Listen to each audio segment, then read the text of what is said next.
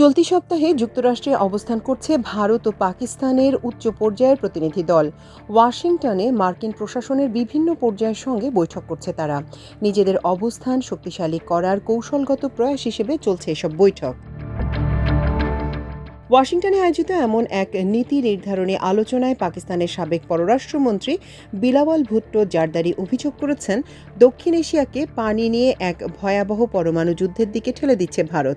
তিনি বলেন, যেখানে একসময় পানি যুদ্ধ কেবল তাত্ত্বিক আলোচনার বিষয় ছিল, সেখানে এখন ভারত ইচ্ছাকৃতভাবে পাকিস্তানের পানি প্রবাহ বন্ধ করে দিয়ে এক বাস্তব যুদ্ধের বীজ বুনছে। বিলাওয়াল বলেন, ভবিষ্যতে কোনো সংঘাতে উভয় দেশই হয়তো এত দ্রুত উত্তেজনার সিঁড়ি বেয়ে উপরে উঠবে যে প্রেসিডেন্ট ট্রাম্প বা অন্য কোনো বিশ্ব নেতার পক্ষেও হস্তক্ষেপ করার সময় থাকবে না। বিলাওয়াল ভুট্টো জারদারি তার বক্তব্যে পাকিস্তানের 3টি মূল উদ্বেগের কথা তুলে ধরেন: সন্ত্রাসবাদ, কাশ্মীর ও পানি। তার মতে, ভারত সিন্ধু পানি চুক্তির বারবার লঙ্ঘন করে শুধু আন্তর্জাতিক আইন ভাঙাই নয়, বরং এটি পাকিস্তানের অস্তিত্বের বিরুদ্ধে সরাসরি হুমকি হয়ে দাঁড়িয়েছে। এই আলোচনায় অংশ নিয়ে সাবেক মার্কিন রাষ্ট্রদূত অ্যান প্যাটারসন পাকিস্তানের দাবিকে সমর্থন জানিয়ে বলেন, পেহেলগাম হামলার পর ভারত কোনো ফরেনসিক বা তদন্তভিত্তিক প্রমাণ ছাড়াই পাকিস্তানকে দায়ী করে, আর আন্তর্জাতিক মহলও সেটা চোখ বন্ধ করে মেনে নেয়।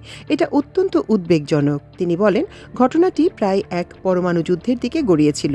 এর নিরপেক্ষ তদন্ত হওয়া জরুরি। এই তদন্ত FBI বা স্কটল্যান্ড ইয়ার্ডের মতো স্বাধীন সংস্থা দিয়ে করানো যেতে পারে। পাকিস্তান বহুবার বলেছে, অভিন্ন নদীর পানি বন্ধ করে দেওয়া যুদ্ধ ঘোষণা শামিল। এটা পাকিস্তান কোনো উগ্র জাতীয়তাবাদী অবস্থান থেকে বলছে না। এটা পাকিস্তানের বেঁচে থাকার প্রশ্ন। যে কোনো রাষ্ট্র তার টিকে থাকার জন্য এবং পানির জন্য লড়াই করবেই, বলেন বিলাওয়াল।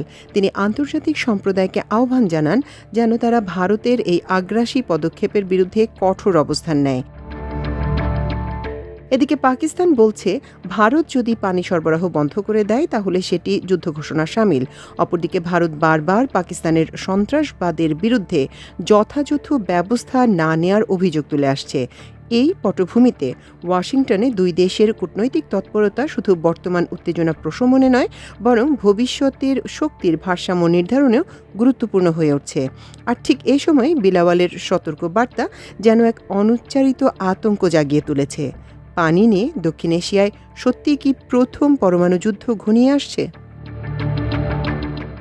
মাল্টিমিডিয়ার ডেস্ক, আমার দেশ।